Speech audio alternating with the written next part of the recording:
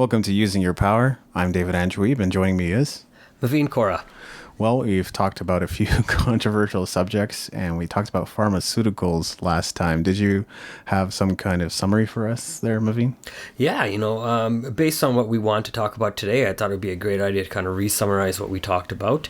What we want to talk to today about is endorsements. And, kind of in the pharmaceutical industry, the biggest endorsers of the pharmaceutical products is the pharmaceutical companies, with their sales guys going out doctor's office to doctor's office, Right. and giving out those free samples to give to patients. So when we were talking just before the show aired and before we started recording here, we figured it'd be a great place to start. So kind of give that kind of summary of why we thought talking about endorsements would be a good idea.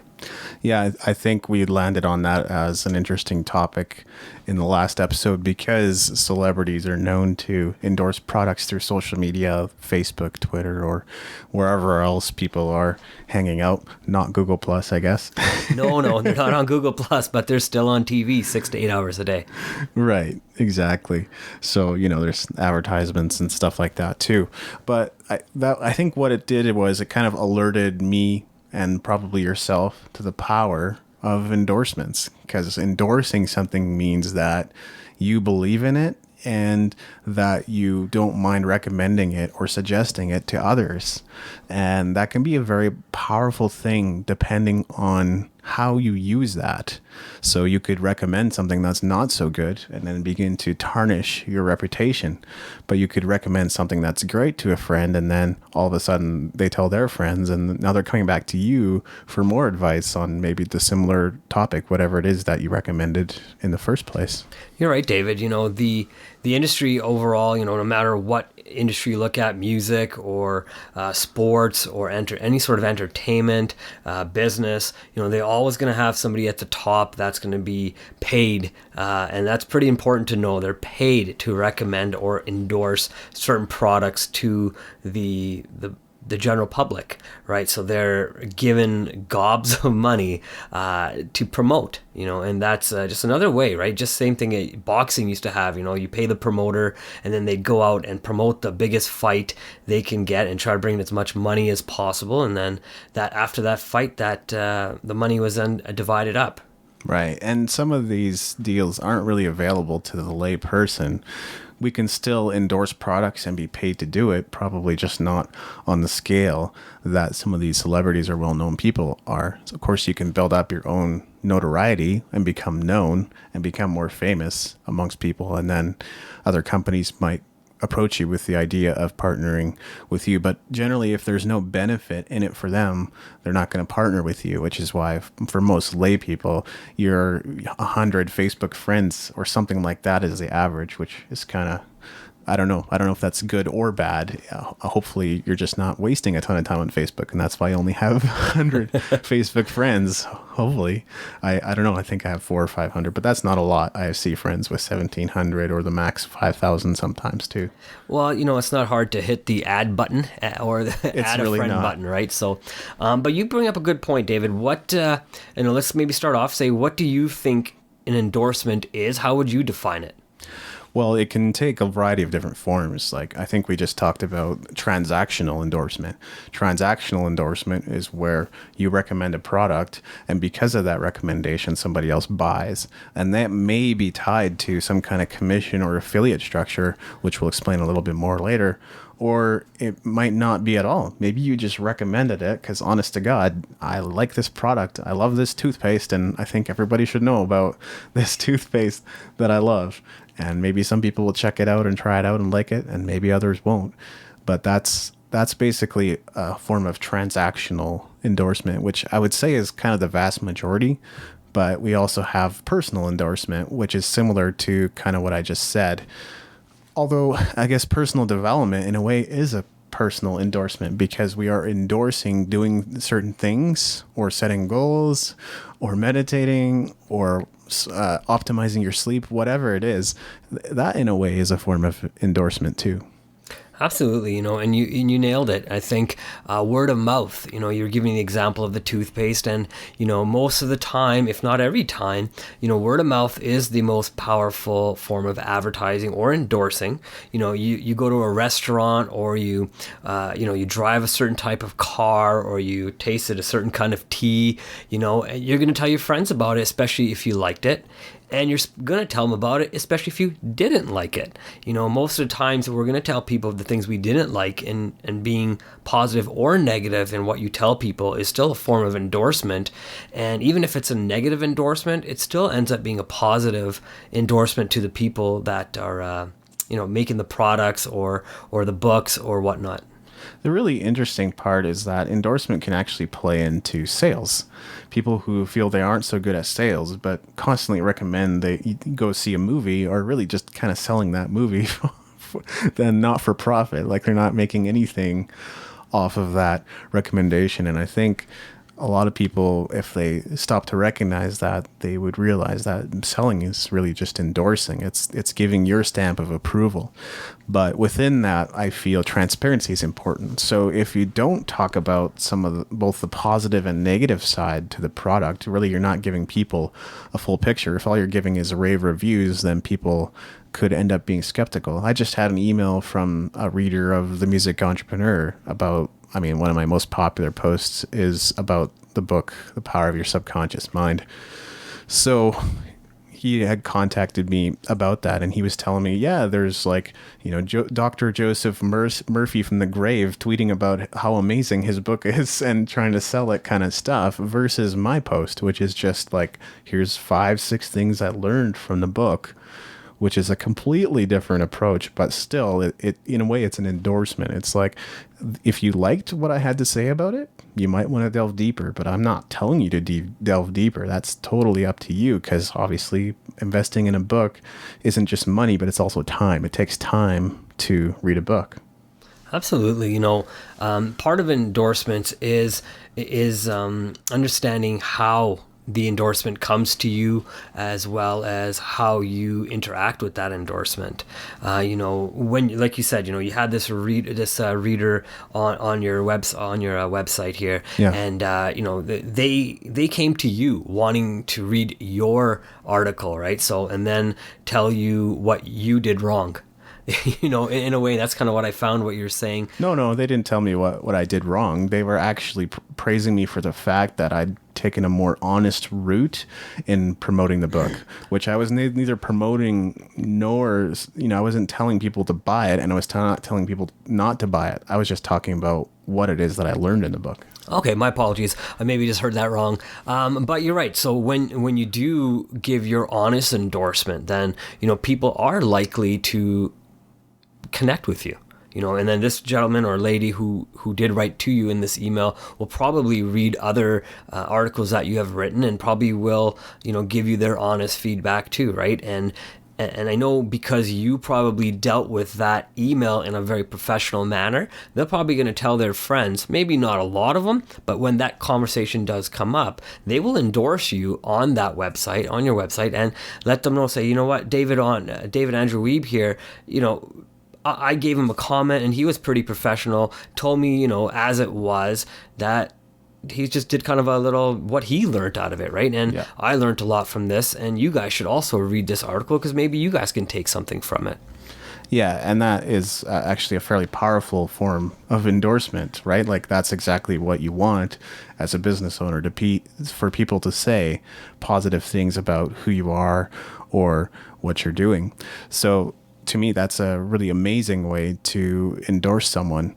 I think a lot of the time people tend towards the negative, right? Maybe it's just human nature to tend a little bit more towards the negative than the positive. We don't always see both sides of it. And so, when people are satisfied with things, they tend to be fairly quiet most of the time, except for the vocal majority.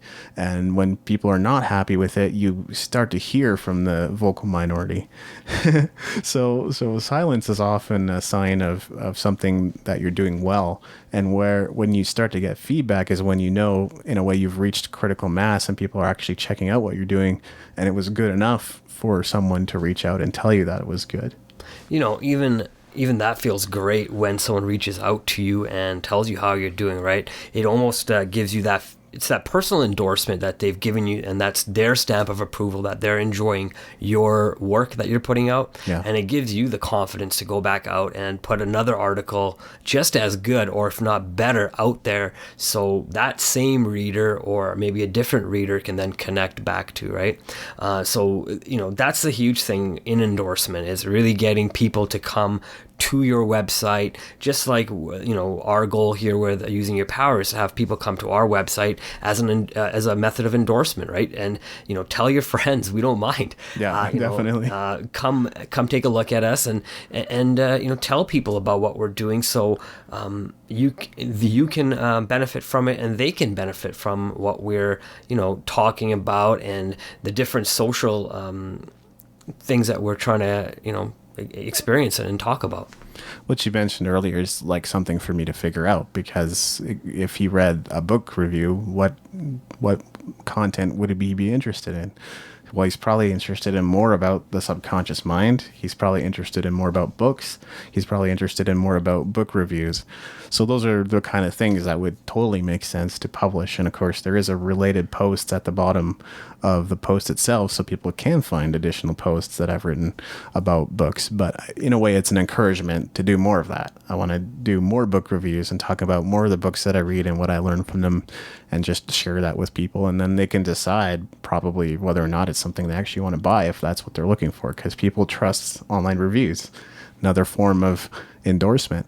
Online reviews play a huge part, apparently, in, I mean, I know they do for me, for sure. Like, if I'm doubting whether or not this is something that I want to buy, I will read about it, right? And I think that's kind of typical behavior in the age we're now in. You're not sure about a product? Okay, well, you can search it up online and begin to read about it and find out what people are saying about it. And then you can make a decision about whether or not it's something you want to take a chance on.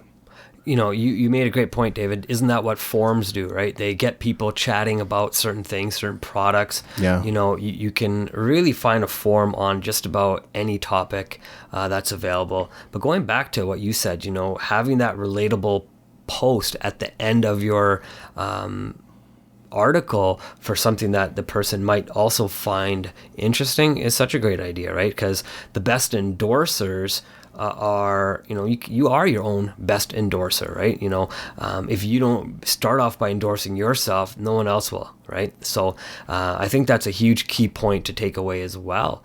And the second is, we have these forums and people are in there and they're talking and giving their opinions on, things that they enjoy, why they enjoyed it, how they use the product. But I've seen people endorse stuff and talk negatively about stuff, yep, and they've never even used a product or gone to a website or any of that kind of stuff. Yeah, so when you are making some kind of transactional endorsement and you're making money on it, that's why I say you want to present both sides, the good, the bad, everything in between. What do you use the product for? How has it helped you? What could be better? What could be improved? The company wants to hear that too. They're going like, oh, wow, this guy pointed out some major flaws that I think we can correct in this upcoming upgrade of the latest product. But forums are interesting because, I mean, there's all forms of conversations, right, in every niche. And it isn't just about products. It could be conversations about metal music or spirituality. In a way, the people within the forums are endorsers of maybe that topic or niche or genre of whatever it is they're getting stuck into. But yeah, forums have a lot of different purposes. I think, you said something that made me think of forums are an endorsement of an opinion. They're not just what's true or what's false, but it's also people's perception of what is true and false, especially when you start looking at music or religion or, any other thing that people can have an opinion on, right? So one of the things I guess we can talk about is we made a list here before we got started today. So why don't we maybe go through that list one by one, sure, and quickly talk about endorsements in different areas that our listeners will be subjected to on a daily, day-to-day life. Yeah. Well, we can start off with, and we've mentioned some of these throughout the course of our conversation already, but we'll start off with sports endorsements. You often see athletes that are that are endorsed. Or you could watch a hockey game and you'll see like a Tim Hortons advertisement on the sideboards and stuff like that. So some athletes are obviously making money on those endorsements, or they're wearing the gear to promote the gear, and then they get commissions on, impressions or purchases and things like that. Absolutely. You said it right. The athletes are wearing stuff like Adidas and Nike and drinking Gatorade when they're playing these sports. Who's paying them to who's paying them and to wear these clothes and wear those shoes and endorse that drink, like you mentioned in a previous episode, with Michael Jordan with a cigar in his mouth. That brand of cigar that he was smoking is an endorsement to that brand, right? Because that's something Michael Jordan enjoys, and he's a multi-millionaire, and he was at the pinnacle of his success when he was playing basketball. So, someone who is wanting to be like Michael Jordan and emulate that, why would they not smoke the same cigar as Michael Jordan or wear the Jordan shoes that is his own brand, and endorse that, right? I think it is about being a part of something. That can kind of take a different form as well, which is like sponsorships. And that can be a slightly different agreement where maybe Gatorade is sponsoring your team, so they'll provide the drinks, but they're also getting to promote on some kind of billboard or scoreboard or the gym floor or whatever. So it can also take that form, which is slightly different than endorsements, but you could definitely view it as a potential form of endorsement as well. One of the things that endorsements also do is in the sports arena is sports teams do great for the community, right? So they do a lot of volunteering, and that could also be an endorsement from the sports world. Boys and girls club, such things like that, right? They put on basketball camps if you're looking at basketball, hockey camps if you're looking at hockey. Tim Hortons as well. They have there's sports camps as well that have to endorse the sports for the kids, right? So all this stuff, it is interrelated, and all the way they do the sponsoring, there's tons of different companies all around that are investing lots of money so their names could also be known, their products can also be known. So when these athletes are performing, millions of people are seeing these endorsements, and sometimes they're subconscious. Yeah, and it's interesting, like grade schools would be one of those as well, right? Where generally speaking, it's either Pepsi school or a Coke school. One of them has endorsed that particular school, and so their machines are displayed prominently, or they might also, like I said earlier, maybe something on the scoreboard or wherever else that it's pretty visible. So yeah, you're right. I think that's how a lot of companies build their awareness early on, especially if it's something that people use at practically any age, right? I guess kids shouldn't drink too much pop, but adults shouldn't either. So no, absolutely. And with your example, do you feel that although it's a Pepsi school or a Coke school, the principals of that school have a huge hand in playing on what company does come into the school, because it is sometimes their preference and having Coke or Pepsi that brings that brand into the school as well?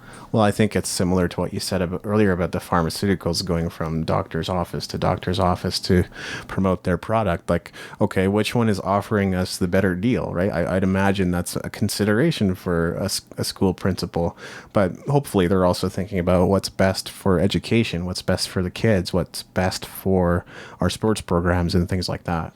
Well, absolutely, and especially if those those cola companies are then reinvesting maybe some dollars into the sports programs, especially when you start getting into the higher levels of, say, college football or basketball or hockey, and then getting into the professional arena, moving all the way through from elementary all the way up, right? And moving through those junior levels all the way up to professional. You're being bombarded by different brands that really are looking to promote to you from when you're a kid all the way to when you're an adult.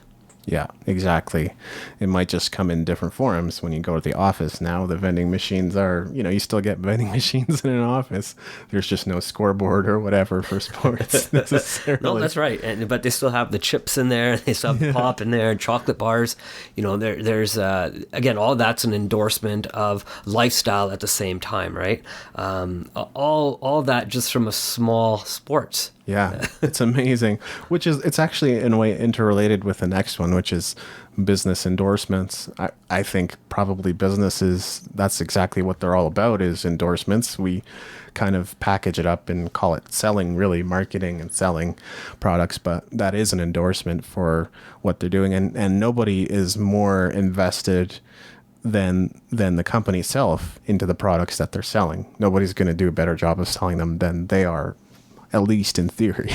Well, absolutely. You know, when you're in the business of making a product, branding a product, marketing a product, and selling that product to your buyer, your whole business is getting endorsements, right? So when you start looking at business, the business of endorsement goes through all different aspects. Like we're going to talk about, from sporting all the way to business, all the way to books, and all the way to cosmetic. All these industries have a business attached to it, and all these businesses are in the business. Sorry for saying it so many times, but they are in there to make money, right? And grow their financial books, so their board of directors and their financial people who stockholders, that's what I'm looking for, can make some money at the end of the transaction, right? And who else but to get celebrities and you talking giving word of mouth.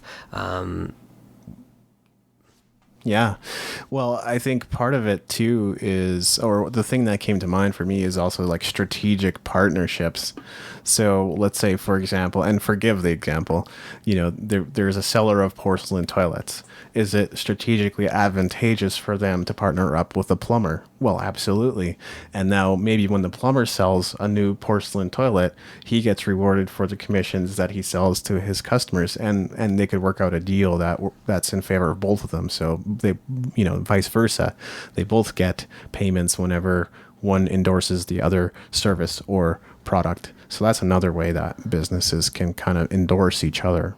Well, absolutely. And there's sales agents in each business, and, having endorsements and testimonials from your previous buyers is a huge thing as well, right? Testimonials. You want your buyers to feel that you've done this before, and, who other than somebody who's used your product to give you that stamp of approval, right? Coming from the work world here, I was just selling, internet services and telephone services to small businesses, and being able to say, hey, you know what, we've done this before in this industry. And I've done this for churches, and I've done this for restaurants, and I've done this, the same type of setup for liquor stores. And throughout all the different businesses that I did reach out to, being able to say, I've done this, I am proven, that's an endorsement first for myself. And then saying, hey, if you want to talk to this guy, I can definitely get an email for you sent to you, just giving that additional endorsement. Not necessarily that everybody ever wanted it, but you have that in your back pocket. Yeah, I mean, that sentiment is definitely prevalent online, that who better to sell your products than people who believe in them. So your customers that really love your super customers, I guess, that really love your products. That's something I'm actually working on right now with the music entrepreneur. I've kind of observed some of the things that I wouldn't call them competition, some of my partners are doing.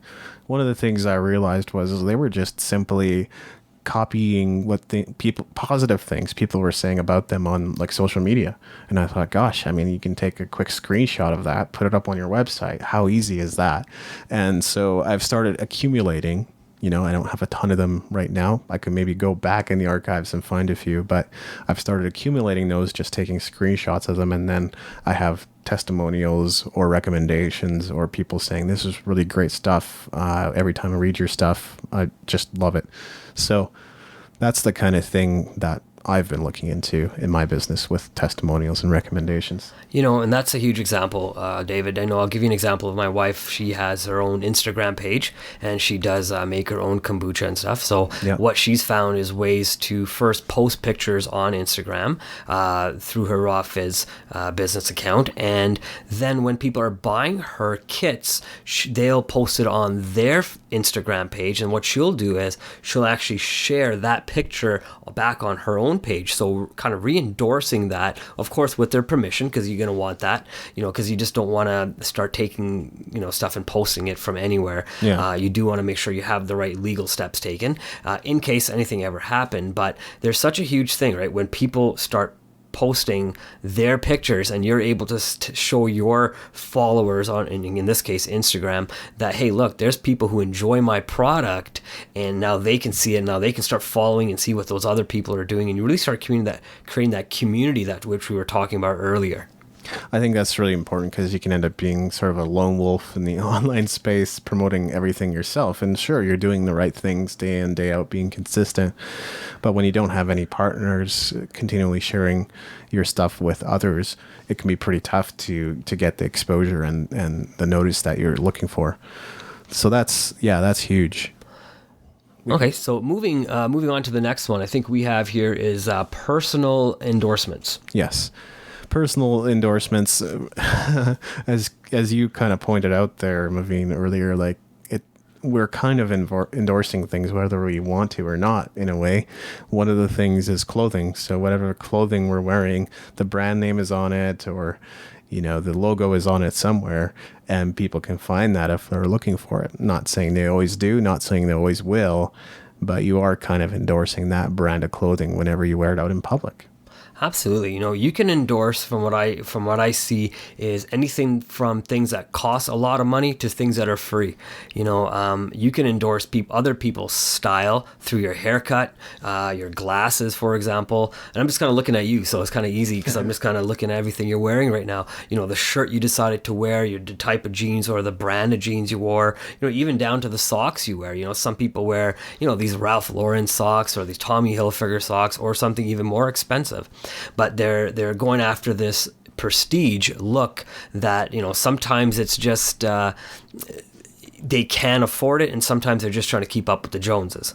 It can happen on autopilot, and that's why I think it's an important thing to think about. Like, you could just be watching one of your favorite TV characters and go, oh gosh, I'd like to wear something like that, or I'd like clothing like that. And next thing you know, like, you're kind of endorsing or modeling the character that you enjoy watching on TV. I think in general, personal endorsement takes the form of some kind of recommendation other than like a product or service. That's kind of how we're going to define personal endorsements. So that could just be like, hey, you should sleep more. It's a pretty brazen comment, but Absolutely. And you said something that made me think of strategic product placement. Even in that, there's a lot of personal endorsement, right? You'll see music videos, you'll watch TV commercials that people are personally endorsing certain things, right? Certain brand of clothing. You'll see it, like, even when you watch a movie, they'll do that little close up right up to that, that Pepsi or that laptop, and that's that personal endorsement in that form of media, right? So all the way to things that we don't even realize we're endorsing, right? The type of car we're driving. Yeah. What about the cup I'm holding here in my hand that has my tea in it? That's a personal endorsement. I bought it. It's got a brand name on it. So anything with a brand name on it can be an endorsement, Absolutely, it can be. I think that the latter that you mentioned is really kind of more true to it than the former, because TV movies are obvious product placements a lot of the time too.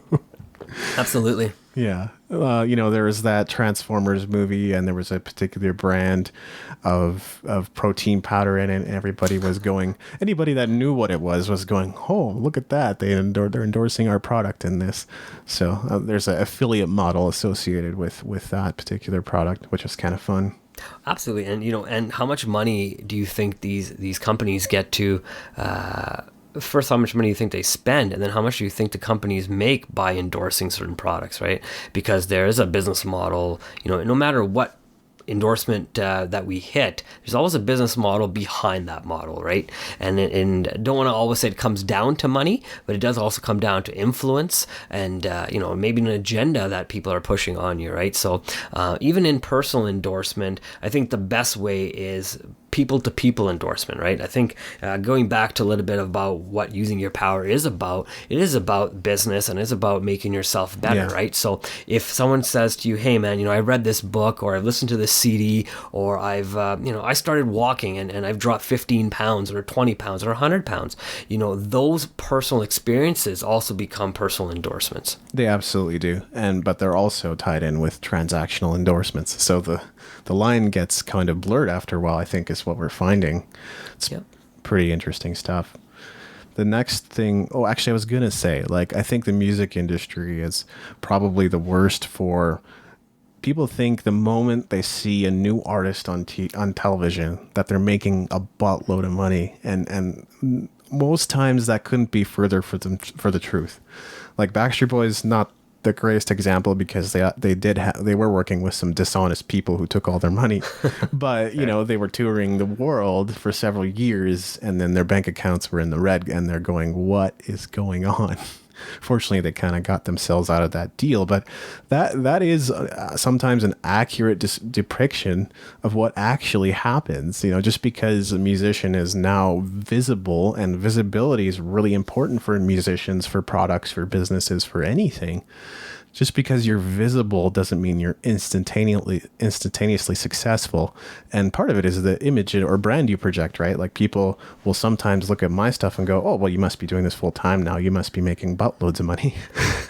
You'll be there soon, and exactly. But that's not what we're doing this for, right? It's about giving out the best information so people can benefit from it, right? It all starts with value. Absolutely. One thing you just hit on was music and entertainment, and that's a nice transition to where we want to go. Yeah. I was watching a little bit of TV yesterday, and I did learn a little bit about the music industry, something I didn't know necessarily about. So what I understood was, this is just an example. So with in hip hop, Cash Money, you've heard of them. They were given over $100 million from the music promoters, right, to promote people like Lil Wayne and Drake and Nicki Minaj. But, they're given $100 million, and these people haven't put anything out. So then the job of the music companies are to promote these artists so they can get their money back, right? So of course they're going to do whatever it takes in order to promote and keep these artists relevant long enough so they can make their money back and get profits on top of that.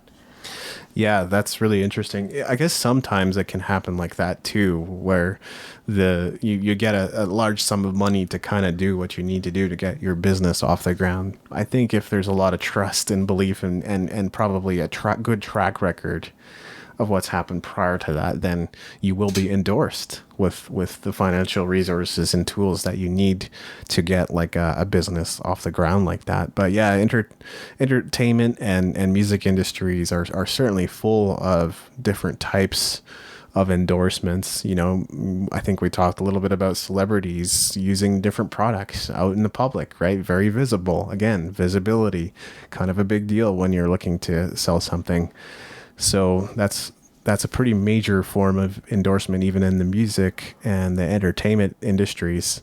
And we even already raised the example of like movies and TV shows and product placements. Absolutely. And something that you said too, David, one of the things they have is such an influence on how we buy, something you said earlier, and especially in music, right? I mean, music is so prevalent, especially in hip hop music. There's something about the way hip hop music is used to sell products, right? I've heard stories from, people like Jay-Z, for example, who used to say, talk about the brand Iceberg, and then noticed that everybody was wearing that brand back in the 90s. And then he said, why don't I start my own clothing label? So he started Rockaware, and he started talking about his own clothing label and endorsing that instead of somebody else's. And I mean, he became an even more multimillionaire just because he found the right business sense to endorse his own products versus somebody else's products, right? So although that's just one example of how people are out there, endorsing in the music industry, right now, in my personal feeling is, I do feel these companies such as the liquor companies look at like Ciroc, right? Yeah. I do feel they go to people like Puff Daddy and say, hey, we want you to talk about our liquor, and here's a case of it, and here's a truck of it, drink it, endorse it, have it in your videos, pour it on girls, whatever you need to do, but promote our brand, right? Because we spent a lot of money and we want a percentage of the market, right? So in music industry, especially in music, I find that a lot more people are, like you said, it looks like a lot of people are making a lot of money, but it's that perception of, we have these endorsement deals, we have, with this gold chain, but even that is an endorsement. And, you've seen TV shows where, and movie movie award shows and music award shows where, you know, at the end of the show or when they're doing the red carpet, it's the, you know, who are you wearing, right? It's not necessarily something they bought. It was actually just given to them so they can promote it, right? And it's funny, one thing I heard was the richer you become, the less you actually have to buy, especially in those industries, because people want you to endorse and promote. I was actually going to hit on that point, which it's almost like a spiritual principle in the sense that those who have much are given more. So an example that I've heard about, and I don't remember, it might have been on Ellen or something like that, but basically people go to these charities, or the celebrities go to these charities, and they'll give $1 million or whatever. And so from the outside, it looks like it's pretty generous.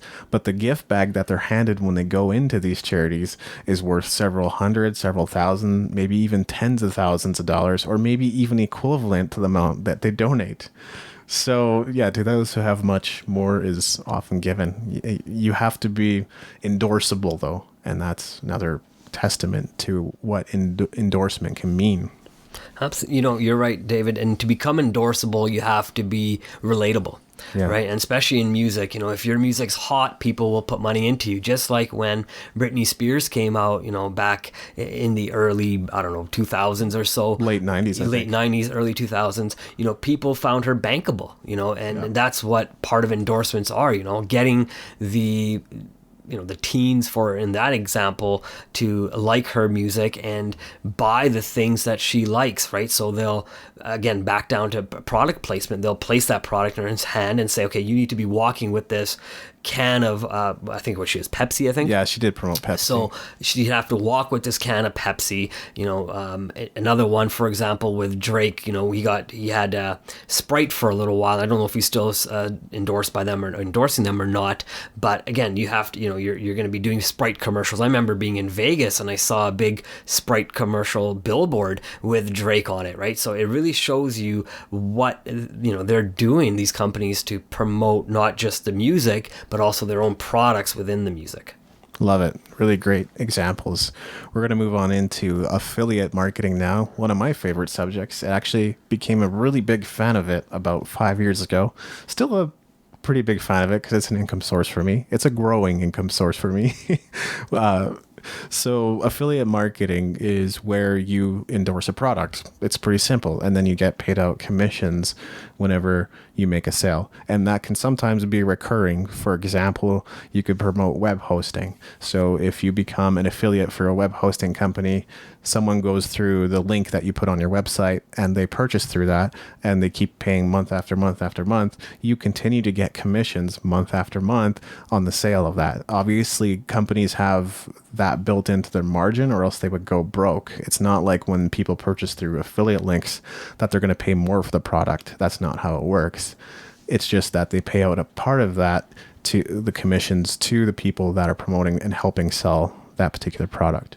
You know, affiliate marketing makes me think of residual income. Yes. And, you know, and I think it's very similar. It's about having, you know, as many products available for the people who like our website, available on our website, to say, you know what, I like this host for my service. I like, you know, this type of microphone when I'm recording, right? It's a way to promote the products you're buying. We're using Rode microphones. There you go. And maybe we can get some sort of affiliate with them. Yeah. But we also have, you know, the ability to tell people what else we can do for them through our resources, right? So with the residual income part of it, you know, when you talk about a certain book, right? If you can get other people to buy that book because you found it made an impact to your life and you find that it can impact their life, if they were to buy it, you know, did you not do the work of the book companies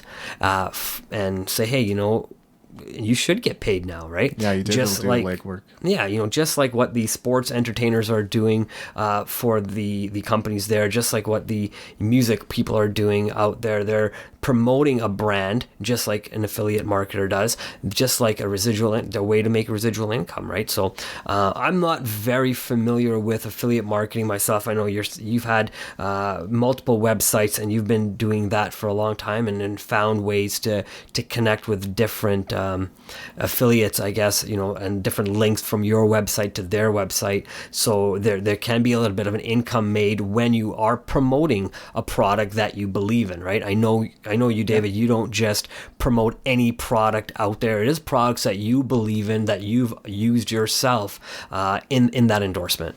Yeah, exactly. And I think you have to be somewhat careful in choosing what you do for that very reason, but also because if you become an affiliate for too many things, it becomes harder to track and you have like 10, 20, 30 different dashboards to log into.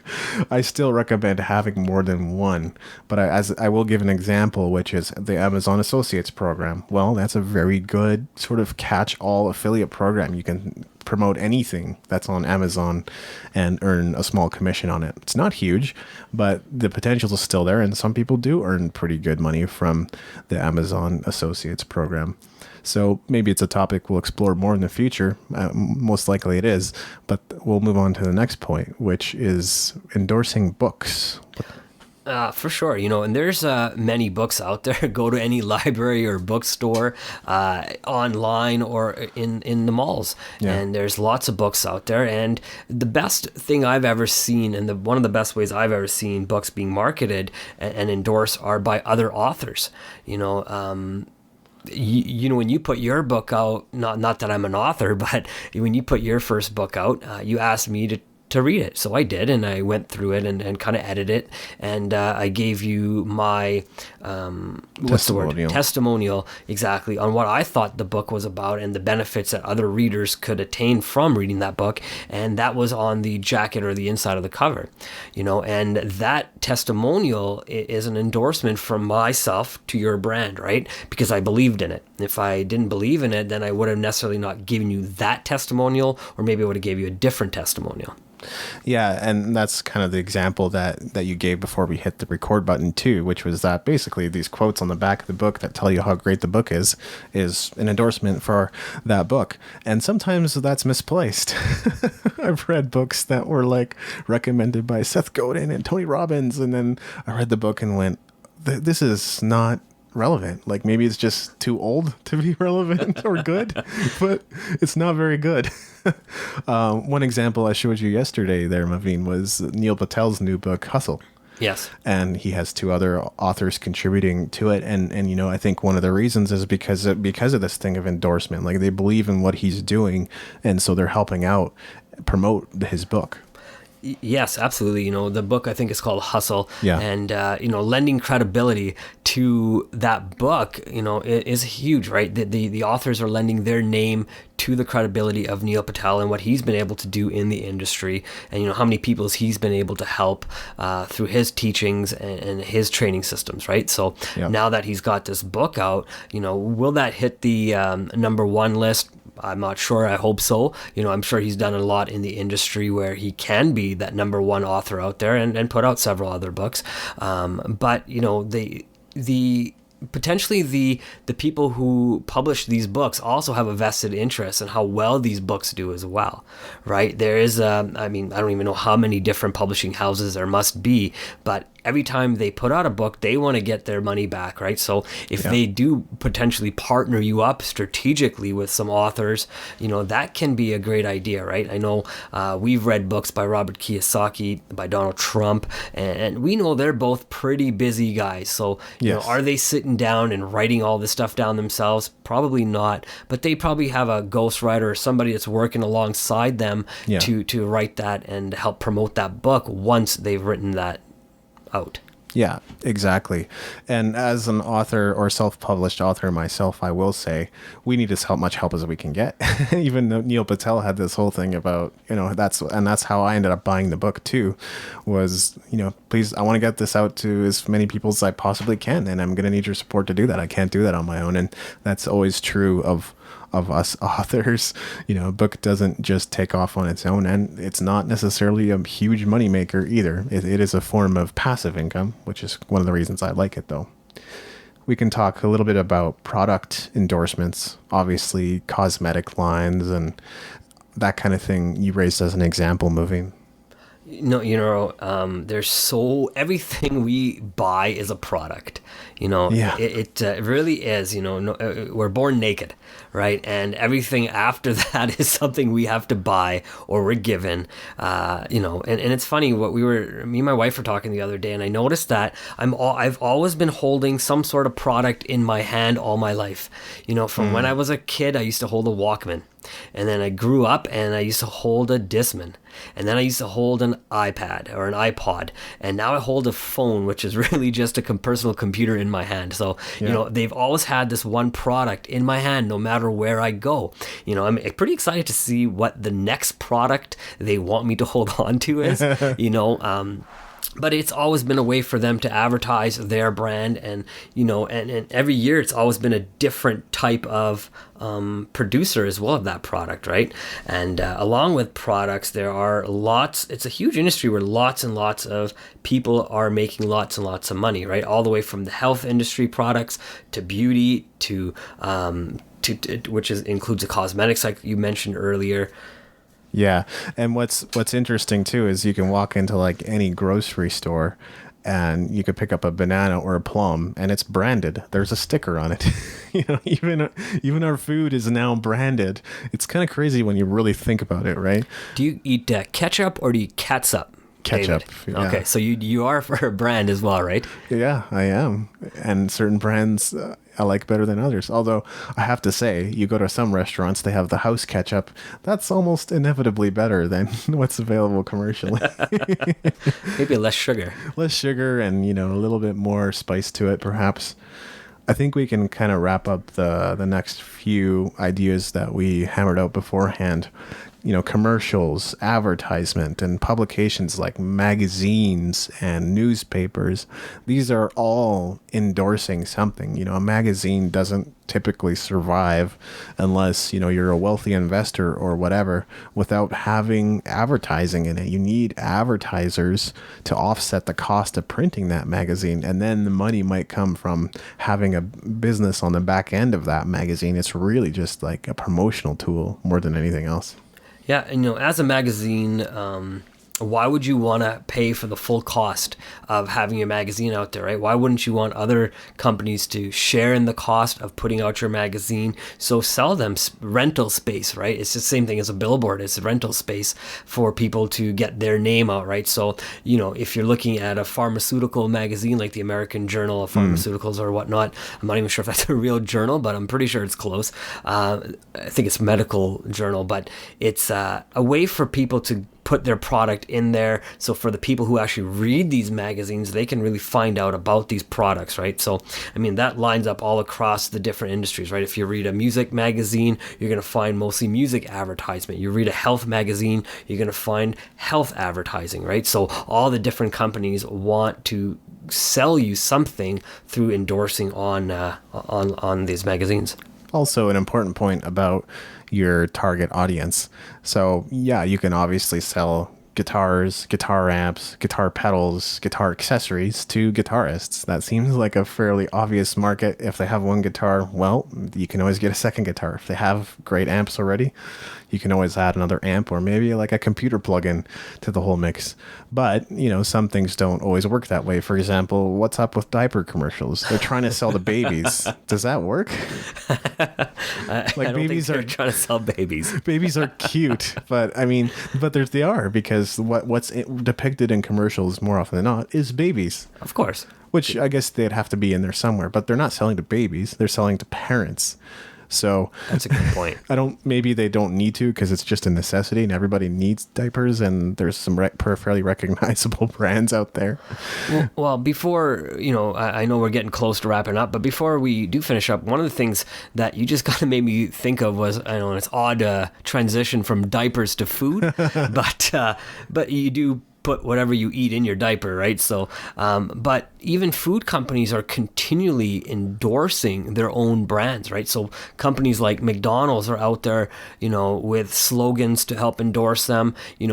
we already know that McDonald's is open 24/7, that you can go there and have a good burger if you consider it good, whenever you want to, It's right? tasty. But they're out there still putting out daily new forms of advertising, on the TV, on your computer, in magazines, on billboards, they're on the radio. They're finding ways to keep themselves relevant out there in the market.